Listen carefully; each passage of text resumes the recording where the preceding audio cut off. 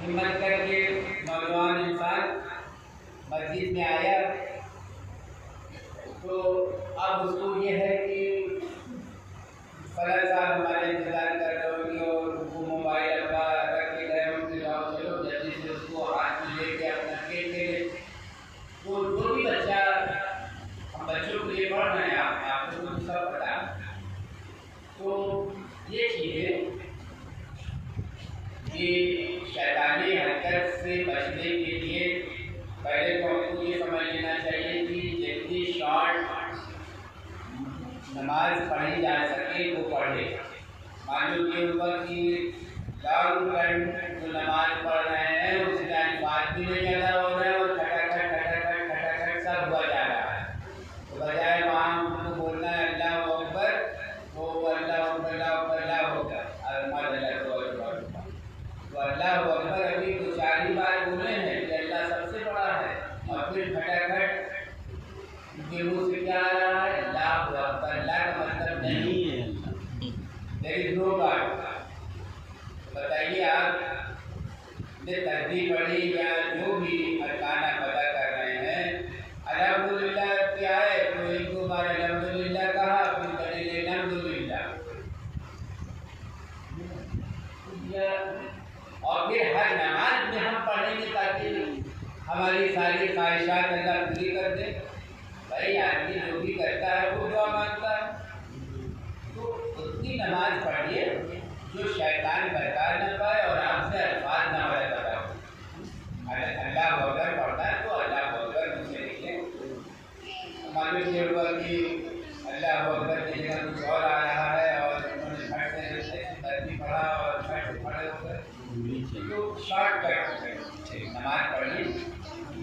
आप सजदे में जाते हैं तो 3 बार कहते हैं, आप रुकू में जाते हैं तो 3 बार कहते हैं, भैया एक ही बार कहिए, एक बार कहिए, साफ कहिए सुभान रब्बियल अज़ीम व बिहम्दिही, सुभान रब्बियल आला व बिहम्दिही, यही काफ़ी है। हमारे मियों की ज़्यादा पढ़ने में आपके अल्फाज गलत आ रहे हैं और उसकी बजाय सवाल थे आपको कुछ और मिल रहा है। तो मैं इसलिए बता रहा हूँ कि बच्चों में ये चीज़ें ज़्यादा होती हैं, उनके पास इतना टाइम नहीं रहता है और वो इतने महफूज रहते हैं, बड़े बड़े हम लोग रहते हैं। तो ये नमाज में बहुत ही छोटी नमाज पढ़िए, और कभी पूरे 24 घंटे में अगर आप एक बार भी किसी नमाज में खुलूस से पढ़ दिए तो वो सही है, ना कि आप हर नमाज में और खटखट में जाओ ना सब।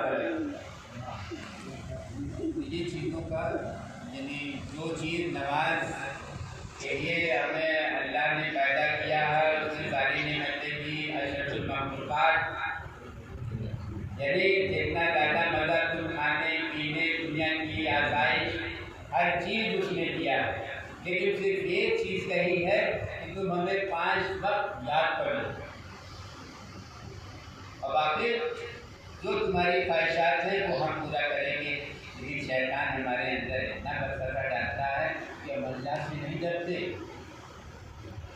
हम मामूली लोगों से डरते हैं जिनकी कोई हैसियत नहीं है। किससे डरेंगे? छोटी सी जगह लेंगे, गाँव देहात, प्रधान, अब वो प्रधान है गलत कर रहा है, सब कह रहे हैं यस करें, आदमी दे रहे सलाम कर रहे हैं, सब गलत करें या सही करें, तो ये उससे डर रहे हैं। खेत काटने वाला आता है उससे डरते हैं, दरोगा जी आते हैं उससे डरते हैं, उसके पीछे पीछे भाग रहे हैं कि इससे ये फ़ायदा उससे ये फ़ायदा, अल्लाह को भूले। तो ये सब चीज़ हमारे अमाल में सारे मुल्क किए जाएंगे, और हम जो भी करते हैं वल्लाहु यालमु, बिस्मिल्लाहिर्रहमानिर्रहीम, अल्लाह कह रहा है वल्लाहु यालमु मा तक़ूना व मा तक्तमूना, तुम जो कुछ जाहिर में कर रहे हो वो तो है ही है, लेकिन जो भी तुम अपनी चालाकी में होशियारी में हमसे छुपा के कर रहे हो सब जानता है। तो हमें ये सब समझना चाहिए कि हम जहाँ तक हो सके गुनाहों से बचें। और अल्लाह ये कह रहा है कि वल्लाहु ला युहिब्बुना इन्नल्लाह ला युहिब्बुना मुतदीन, इन्नल्लाह ला युहिब्बुना मुतदीन, यानी अल्लाह इंतहा पसंदी, जो इंतहा पसंदी करते हैं उनको अपना दोस्त नहीं रखता। अब ये इंतहा पसंदी घर से लेके बाहर तक की है। आपका कोई सी गरीब है, आपसे परेशान कर रहे हैं, हम हमारा क्या कर लेगा। आपका भाई बाहर रहता है अमेरिका में, तो आपके कब कहाँ आएंगे यहाँ के? दो चार सुविधा बेटा वो ये ऐसे कर दो, वो ऐसे कर दो, आए तो क्या करें? ये नहीं समझना चाहिए। वो कह रहा है, कौन कह रहा है? जिसने पूरी कायनात खल्क किया है। बिस्मिल्लाहिर्रहमानिर्रहीम। ये कुरान में अल्लाह क्या कह रहा है? यौमा तशहदु अलैहिम, यौमा तशहदु अलैहिम अलसिनातुहुम, क़यामत के दिन यौमा तशहदु, तुम्हारे ज़बानें गवाही देंगी तुम्हारे खिलाफ। तुम्हारी ज़बान तुम्हारे खिलाफ, जो तुमने पदार्थ से लेके उल्टा सीधा अपना काम कराने के लिए जो भी किया, क्या हमारे ये हो जाएगा, हमारा वो हो जाएगा। एमएलए के साथ पीछे पीछे चलना है, एमपी के साथ पीछे पीछे चलना है, गैंगस्टर को अपना दोस्त बनाए हुए जो लोग डरे हमसे। ये सब कितने दिन चलता है? चंद साल। और उसका इंसाफ बिल्कुल नुमाया होता है, चाहे अपनी जिंदगी में, अपने खानदान को जहाँ देखिएगा, जहाँ इंतहा पसंदी होगी वहाँ उसका कोई आगे अल्लाह उसका हिसाब किताब दुनिया में देता है। अल्लाह कह रहा है कि यौमा तशहदु अलैहिम अलसिनातुहुम, ये ज़बान तुम्हारे खिलाफ गवाही देगी। मिस्टर तुमने क्या क्या किया है? तुमने अपने भाई का माल खर्च किया, ये झूठ बोलकर तुमने गलत गवाही दी। अलसिनातुहुम व ऐदीहिम, और ये तुम्हारे हाथ जो दांव पेश करते थे, किसी की चोरी कर लिया, किसी का डकैता मारा, जो भी किया तुमने इन हाथों से, ये हाथ तुम्हारे खिलाफ गवाही देंगे। व अर्जुलुहुम, और ये पैर, जिस पैर से चलते तुम कोर्ट में गवाही देने गए या जो जो किया तुमने उल्टा सीधा, तो ये पैर भी तुम्हारी गवाही देंगे। यौमा तशहदु अलैहिम अलसिनातुहुम व ऐदीहिम व अर्जुलुहुम बिमा कानू यामलून।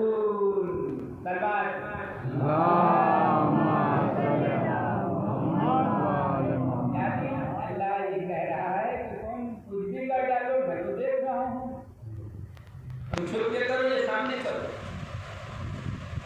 तुम्हारी वो शैतान जब अल्लाह ने कहा अपने फरिश्तों से कि हज़रत आदम का सजदा करो,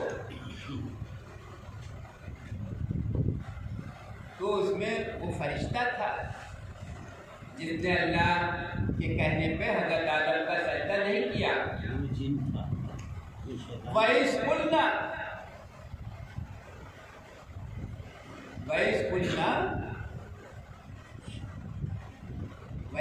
रब्बुकुम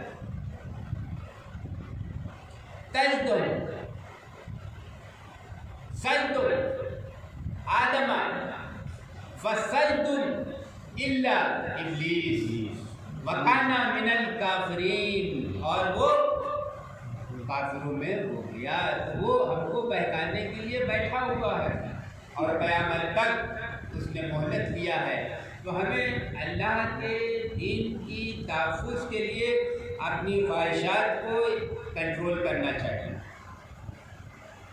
और जब हम उस ख्वाहिश नाजायज़ ख्वाहिशात को पूरी करने के लिए दांव पेच खेलेंगे, गलत ज़बान का इस्तेमाल करेंगे, इन्हीं हाथों से उल्टा सीधा काम करवाएंगे, इन्हीं पैरों से चल के जाएंगे, गलत गवाही, किसी को एक दो हाथ मारना तो हाथी से तो मारा, किसी से ठोकर लगाया आपने, तो ये पैर, ये हाथ, ये ज़बान ये सब आपके खिलाफ गवाही देंगे। ये न जानिए कि हम किसी ने नहीं देखा, हम तो अकेले गए रहे, वहाँ कोई ना रहा, हम सब कर आए, हमारी कौन गवाही देगा? ये नहीं समझना चाहिए।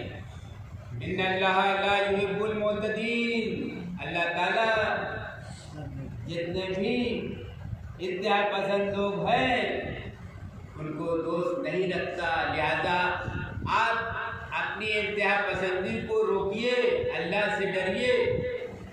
ये हमारे लिए है, आपके लिए, सबके लिए है कानून, ये किसी एक के लिए नहीं है। तो इन्नल्लाह ला युहिब्बुल मुअ्तदीन, अल्लाह ताला इंतहा पसंदों से उनको करीब, उनको दोस्त नहीं रखता। इंतहा पसंदी इंसान की कहाँ से आती है? वही शैतान आता है, वही शैतान दिल में डालता है कि अरे हमारे तो चचा ये हैं, एसपी हैं, हमारे तो भाई फलाना दरोगा हैं, तो हमारे तो 4 भतीजे हैं, तो हमारे तो 5 भांजे हैं, अरे वो आ जाइए तो सब काम हो जाइए। नहीं समझना चाहिए, ये जान लिए कि अल्लाह से बढ़ के कोई नहीं है, और जिसने ये नहीं समझा उसको इसी दुनिया में उसके सामने सारे हिसाब किताब सामने आएंगे। नारे सलवार अल्लाह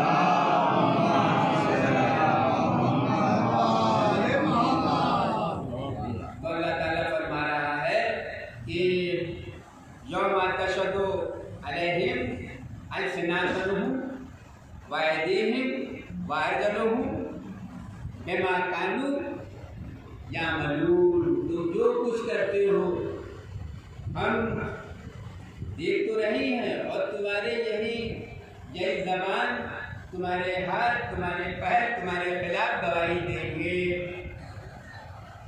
और तुमने साफ कर दिया सूरह माइदा में 47, 48, 49 जो आयतें हैं उसमें उसने साफ कर दिया है। देखिए, जो हमारे हुक्म की पैरवी नहीं करेगा, जो हमारे हुक्म की पैरवी न करके अपना हुक्म चलाएगा, कि क्या कर ले हैं, तो ये समझ लो कि ये सब यही का यही तुम्हारे सामने आएगा, और तुमको उसके सामने झुकना पड़ेगा। जिसको तुम आज हकीर समझ रहे हो, जिसको तुम आज मजबूर समझ रहे हो, तो अल्लाह का इंसाफ क्या होता है कि फिर वो उससे मिलने के लिए ख्वाहिश करता है कि या अल्लाह, अब आपने एक दौर था, आपके पास दौलत थी, आपने उसको हकीर समझा, अपने सगे अजीज अकरबा को आपने उसको बराबर का नहीं समझा, जबकि सगे भाई बहन हैं, और उसको सामने बैठने ही नहीं दिया, उसके लिए हक का कोई जज्बा ही नहीं रखा।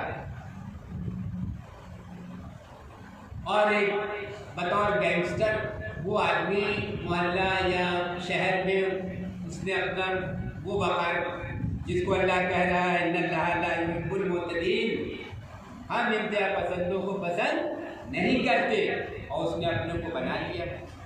अब चलिए साहब, हो गया वो नंबर आदमी, हम और आप उसके पीछे पीछे चल रहे हैं, माँ ये पूछ रही है तो हमारी बात बन रही है, और नहीं तो ऐसे नापते हैं तो क्या हुई, तो भैया जो कह रहा है मानो।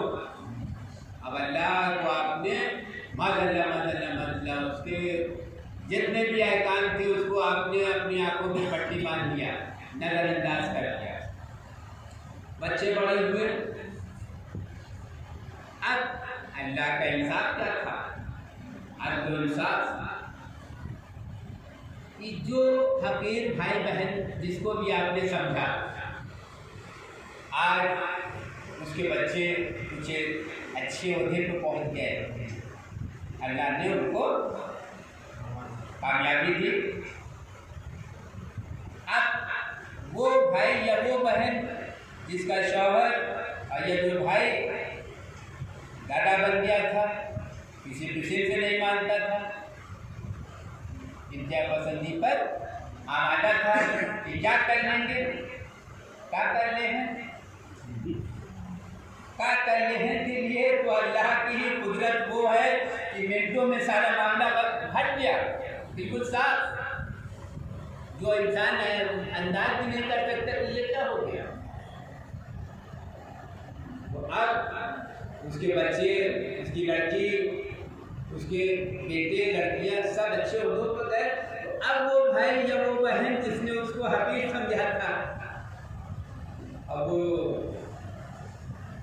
अपने बच्चों की शादी के लिए उसके इरादा रखता है कि मेरे बच्चे की शादी इस घर में हो जाए।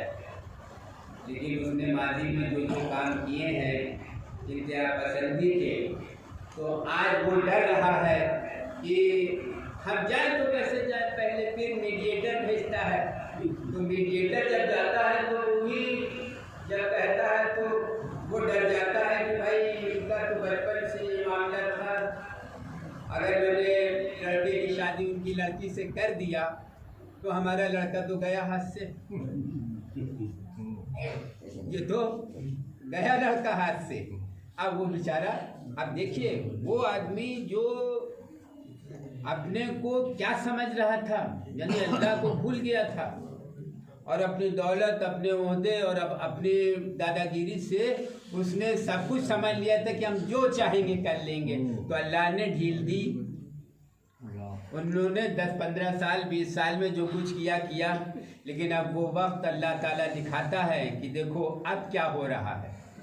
तो ये सब हमारे लिए इबरत का मुकाम है कि हमें ये समझ लेना चाहिए कि अल्लाह ताला हमारे हर अरकान को देख रहा है।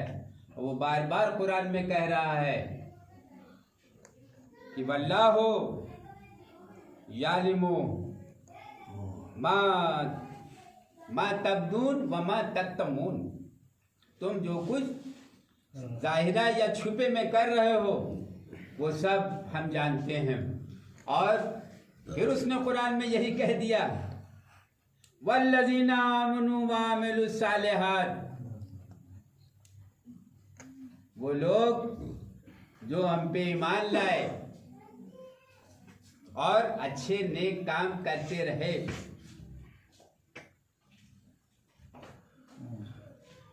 जो भी इंसान अच्छा काम करेगा तो अल्लाह ताला उसको इनाम देगा। वल्लज़ीना आमनू, और इनाम के साथ साथ वो उसको उस जहन्नुम के रास्ते से बचा लेगा। अगर उसका ईमान है, अगर वो अल्लाह वाला है दिल से, तो क्या कह रहा है अल्लाह, वल्लज़ीना आमनू, यानी अमल से बना है आमनू, तो मतलब वो लोग जो ईमान लाए, व अमिलुस सालिहात, और नेक काम कर रहे हैं, अपने बाबा की इज्जत कर रहे हैं, बड़े छोटे को पहचान रहे हैं। ये नहीं कि थोड़ा सा इल्म आ गया तो आप में से बाहर हो गए, न बड़ा न छोटा, क्या कर लेंगे, ये हर जगह क्या कर लेंगे। तो ये जान लिया जाए कि अल्लाह का जो स्ट्रक्चर है कायनात में, वो हर वक्त हर आदमी, हम लोग सर्वेलेंस पे हैं, हम लोगों पे कैमरा लगा हुआ है, उससे कोई बच नहीं सकता। ये तो अब कैमरा चालू हुआ है कि आप इमामबाड़े में आए तो कैमरे ने देख लिया और आपको समझ लिया कि कौन कौन आया। तो साहब दादा थे, उन्होंने जो भी खानदान में ऐसा होता है, उन्होंने देखा कौन कौन नंबर देखो तो कर अच्छा हो नहीं है, ओह ठीक है, उनकी बात नाप दी जाएगी, 5 फीट अंदर आ जाएगी। और बताओ और कौन कौन नहीं आया है। ये गांव पे बाकी है, ये बाकी गांव पे अपना जो भी चला ले, लेकिन इसी दुनिया में अल्लाह कह रहा है कि देखो लहुम अजरन अजीम वल्लज़ीना आमनू व अमलुस सालिहात। लहुम का मतलब वो लोग जिनके लिए जो अल्लाह की इबादत कर रहे हैं, ये काम कर रहे हैं, अजीज को अजीज समझ रहे हैं, रुपए पैसे से उन्होंने अपने भाई बहनों में कोई फर्क नहीं समझा, तो वो अल्लाह के नेक बंदे हूँ। लहुम अजरुन अज़ीम, उनके लिए बेहतरीन हर चीज़ जो उनकी नेकी के जरिए जो उनके दिल में है वो अल्लाह ताला देगा। और उसके बरखिलाफ वल्लज़ीना कफ़रू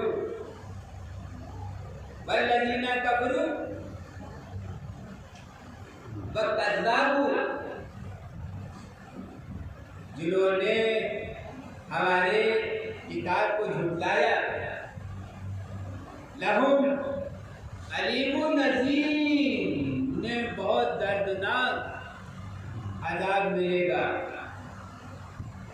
तो अल्लाह के अहकाम की खिलाफ वर्जी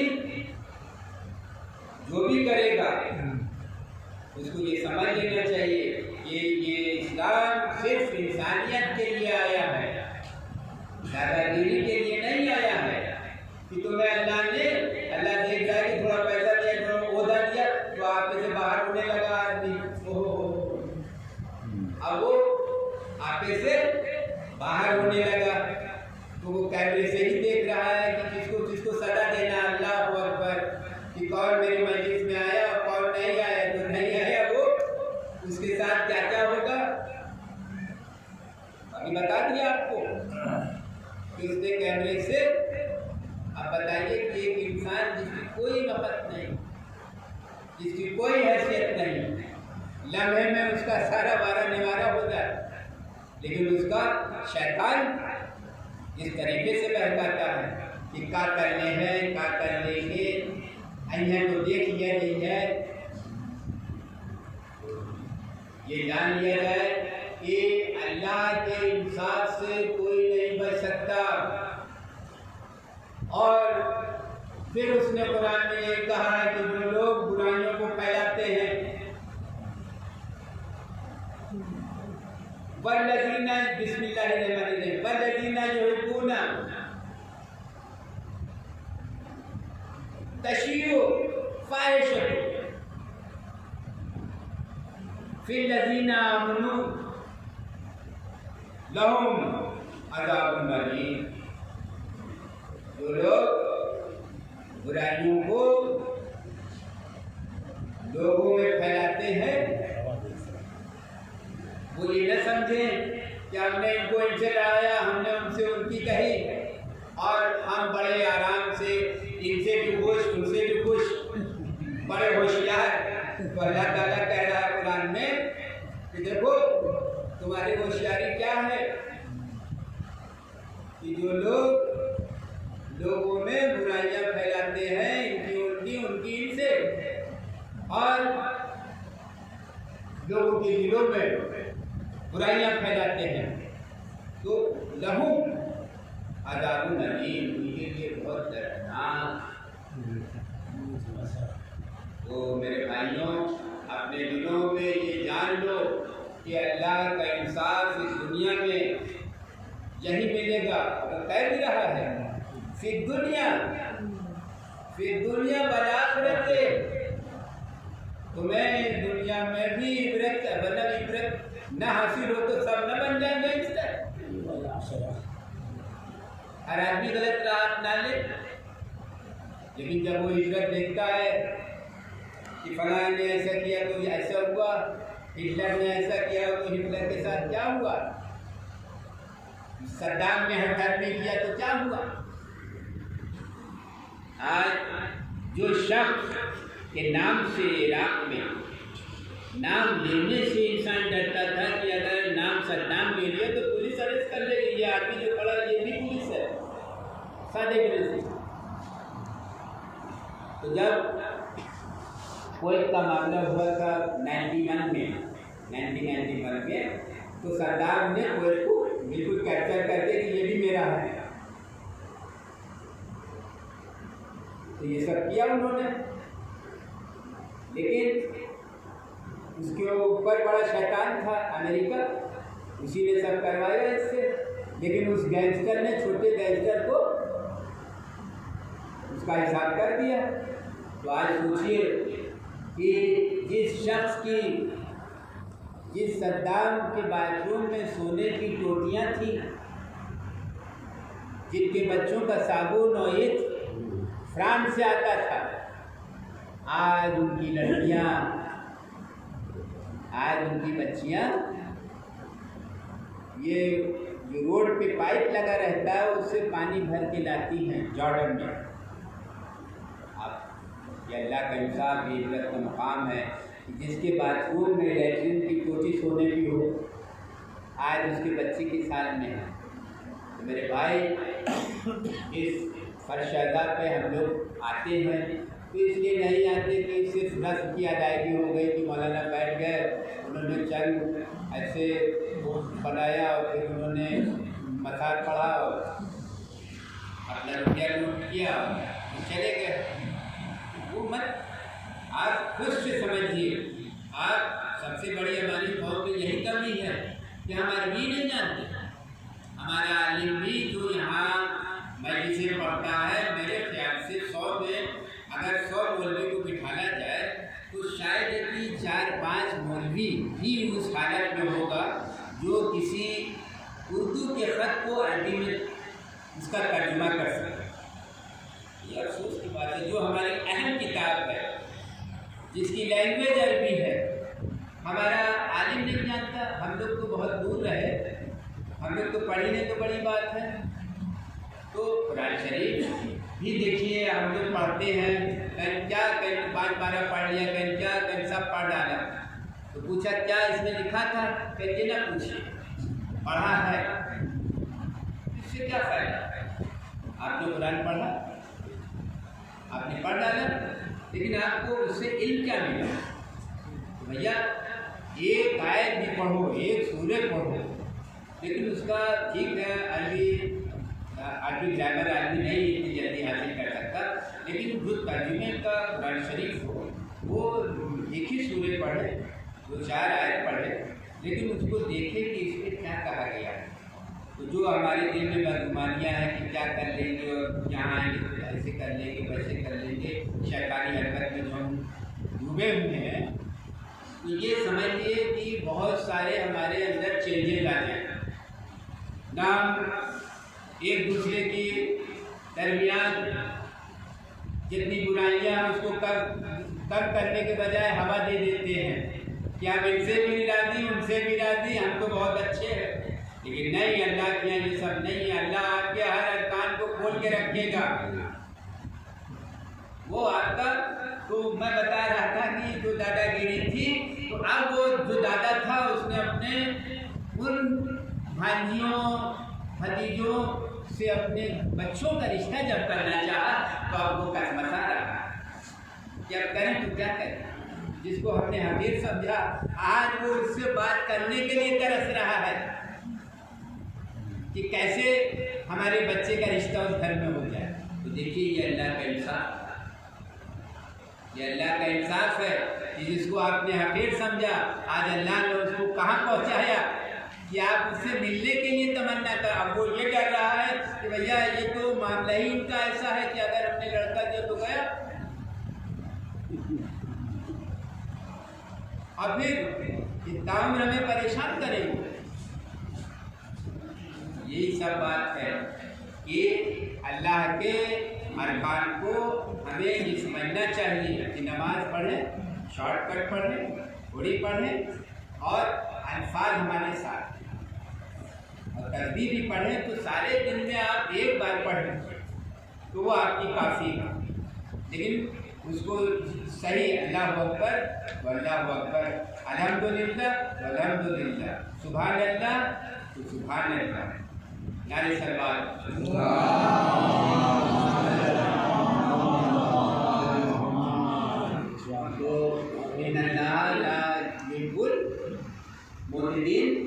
अल्लाह जितने भी इस किस्म के लोग हैं जिनके अंदर गुरूर तकब्बुर भरा हुआ है, और इंतहा पसंदी की हद है कि वो अल्लाह से डरते ही नहीं, उनके दिल में खौफ इलाही है नहीं। ये जाने कि कुरान कह रहा है, ये डॉक्टर जिया नहीं कह रहे हैं। इन्नल्लाह ला युहिब्बुल मुअ्तदिन, इन्नल्लाह ला युहिब्बुल ज़ालिमीन। अल्लाहु अकबर। अल्लाह जालिमों से भी, अब वो जुल्मत जो है वो जालिमाना, वो चाहे बीवी के साथ हो, बच्चों के साथ हो, भाइयों के साथ हो, अजीज़ अक़रबा के साथ हो, वो कैसे भी हो, तो इन्नल्लाह ला युहिब्बुल का मतलब नहीं। और अगर ये कह दिया जाए इन्नल्लाह युहिब्बुल मोमिनीन, अल्लाह मोमिन को अपना दोस्त बनाता है। इन्नल्लाह युहिब्बुल सादिकीन, जो लोग सच्चे होते हैं उनको अल्लाह अपना दोस्त बनाता है। लेकिन इन्नल्लाह ला युहिब्बुल बख़ीलीन, जो कंजूस होते हैं, जिनके पास पैसा है, भाई बहन पड़ोस में रहती है, लेकिन उनके लिए 2-4 रुपया भी देना उनके लिए बहुत बड़ी बात है, तो अल्लाह ऐसी दौलत वो भी कम कर देता है। एक अरसा आता है कि वो सब बराबर कर देता है, क्योंकि वो हम लोग बिल्कुल सर्वेलेंस में हैं। हमारी औलाद जो है, अल्लाह के कैमरा, इतना बड़ा कैमरा है कि उसको सुलझाया नहीं जा सकता। माशाअल्लाह, हम इतने भी मोबाइल में न मालूम क्या क्या बताए हुए हैं, क्या क्या इसको भरे पड़े हुए हैं कि ये अंदर वाले में रहे, इसको कोई देख ना पाए, ये ऐसे रहे, ये वैसे रहे हैं। अच्छा, अब अपने को देखना में खट से मारा, खट से मैं देखे साहब उन्होंने ये मैसेज भेजा था, आपने मिला, अच्छा पढ़ा दिया। वो ये सब चीज़ें इंसान अपनी चालाकी होशियारी को समझता है, लेकिन ये समझिए कि अज़ाब अलीम है, ये सब अज़ाब का काम है, यह हमें जहन्नुम की तरफ ले जा रहा है। हम सब गुनहगार हैं, हम सबसे बड़े गुनहगार बैठे हैं, लेकिन कोशिश करते हैं कि जितना नेकी कर सके या बच सके वो करते हैं। लेकिन कोई इंसान दुनिया का ऐसा नहीं सिवाय मासूमीन के, वो ये कह दे कि हम हर तरीके से पाक व ताहिर हैं, नहीं, सिर्फ मासूमीन उस दर्जे पे फायद हैं। और ये हम लोगों का इम्तिहान है कि ये दुनिया हमारी इम्तिहान की एक हाल है, उसमें हम सब का एग्ज़ाम हो रहा है। नकल कौन मार रहा है वो सर्विलेंस से पता चल जाएगा, पास नहीं हो सकते। तो ये चीज़ें हमें अपनी ज़िंदगी में लाना चाहिए कि हम अपने अज़ीज़ अक़रबा की इज़्ज़त करें और अल्लाह से डरें कि अल्लाह ने अगर हमें दौलत दिया है तो उसका सही इस्तेमाल करें, पौधा दिया है तो इल्म दिया है तो हम उसका सही इस्तेमाल करें, न कि दूसरे को हक़ीर, ज़लील और अपने से कमतर साबित करने के लिए नहीं। तो ये चीज़ें हमें अपने बच्चों के दिलों में डालना चाहिए कि अल्लाह से बड़ा कोई ला इलाहा कोई नहीं है, अल्लाह ला इलाहा इल्लल्लाह सिवाय अल्लाह के। तो अगर उस अल्लाह के इस शरीयत को जो कुरान में उसने भेज दिया है, अगर हम इसका थोड़ा सा भी हिस्सा अपने दिल में बिठा लें तो हम बहुत सारी गुमराहियों से बच जाएंगे। नारे सलवात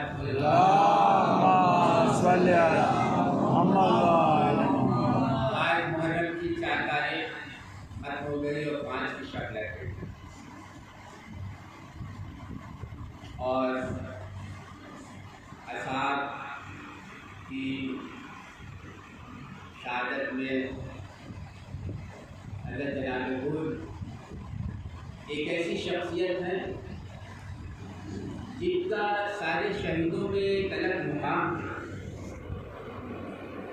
जनाब हुद ने 2 तारीख में इमाम अलैहिस्सलाम को रोका है और इब्न ज़ियाद के कहने पर वो उनको छोड़ नहीं रहे थे, उनके साथ साथ। लेकिन हज़रत हुद ये नवासे रसूल का मुकाम समझते थे, दिल में एहतराम था, लेकिन वो मजबूर थे हुकूमत से। और ज़ोहर की नमाज, असर की नमाज, मगरिब की नमाज, इशा की, फजर की, सब उनके साथ बाजमात इमाम अलैहिस्सलाम पूछते थे कि क्या आप नमाज अलग अपनी पढ़ेंगे? तो कहेंगे आपके साथ पढ़ेंगे। तो अब आप सोच लीजिए कि उनके दिल में ये इज्जत तो थी हमारे ईमान की। तो अब जब उमर साथ ये चीज़ डालते डालते मनौन शिर 9 तारीख में खत लेके इब्न ज़ियाद का आया कि तू वहाँ से इमाम के लिए जो उनकी खैरखाही में मुझे खत लिखा है तूने, तुझको इसके लिए नहीं भेजा है, और तू फौरन अटैक कर इमाम पर। अगर वो बैत कर लेते तो कोई बात नहीं, वरना उनको छोड़ो नहीं और उनसे बैत का सवाल करो, और नहीं तो उनको खत्म करो। तो जनाब हुर ने देखा कि 9 की ये शाम तक वो शिब्र मजनून आ गया इब्न ज़ियाद के खिलाफ खत देगी, अगर तू नहीं करता तो ये होगा शिब्र को दे दे।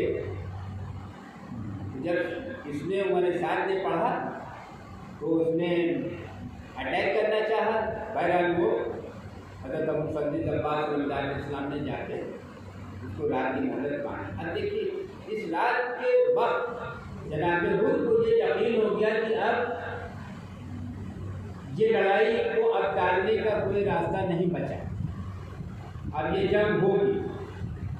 और जब शुरू हुई आशूर की तो जनाब हुर ने उमर साद से पूछा कि क्या ये यकीन है कि नवाज़े रसूल से लड़ाई होगी?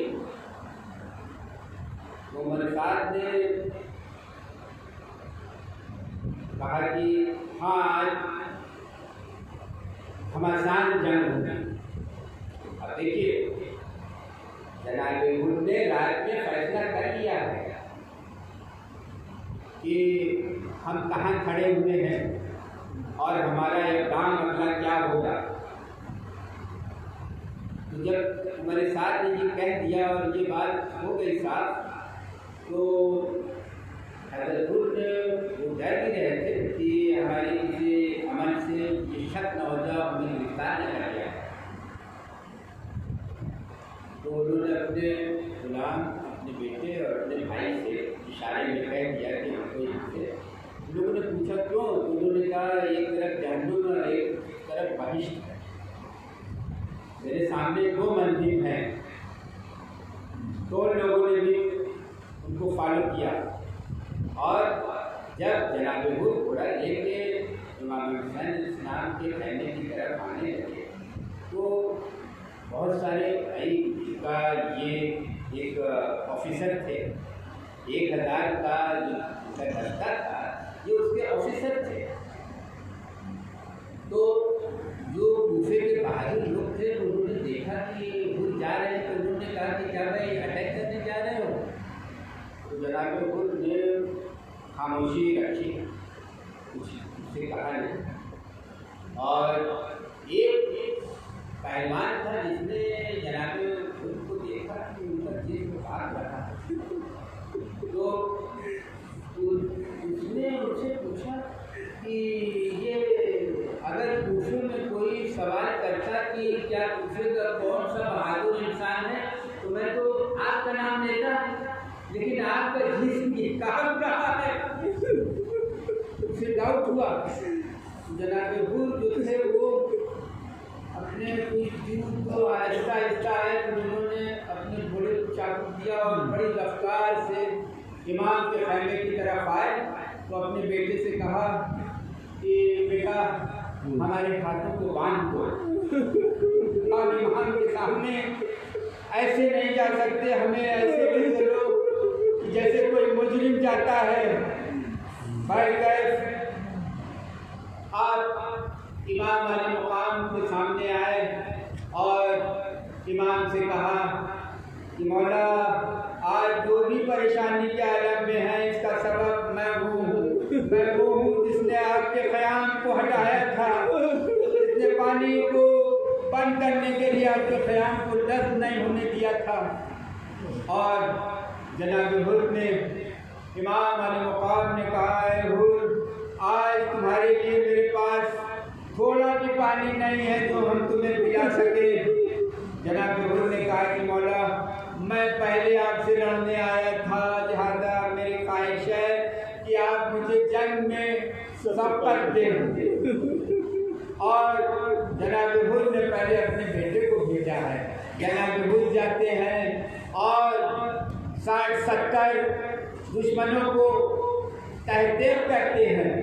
और जब आपकी शहादत होती है तो जनाब हुर उसको ले आते हैं, अपने जानों पे अपने बेटे का सर रखते हैं। तो इमाम अली मुकाम आते हैं और कहते हैं, हुर ये क्या किया तुमने? बाल वफात जनाब हुर के आपके भाई जाते हैं, आपके गुलाम जाते हैं और बिलाखिर जनाब हुर इजाज़त देते हैं कि मौला आप मुझे इजाज़त दिए। तो आप देखिए कि जनाब हुर के जज्बात ने उनको उस ज़लालत की ज़िंदगी से, उस फासिक बादशाह की तरफ से जो इनाम मिलने था उसको ठुकराया और ज़मीर जागा और उसको छोड़ के आप इमाम के पहलू में आ गए। और आप जाते हैं, तो जब जाते हैं तो आपके सामने बड़े बड़े पहलवान आए हैं और जनाब हुर ने सबको तहदीद किया। उमर साथ घबरा गया कि ये क्या हो रहा है।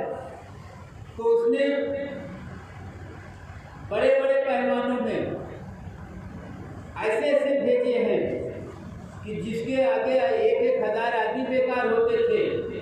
और जनाब हुर ने उन कूफियों को तहदीद किया और यहाँ तक कि उमर साद जब इतना बौखला गया कि ये क्या हो रहा है, तो उसने सारे अपने फौजियों से कहा कि तीरों की बारिश करो।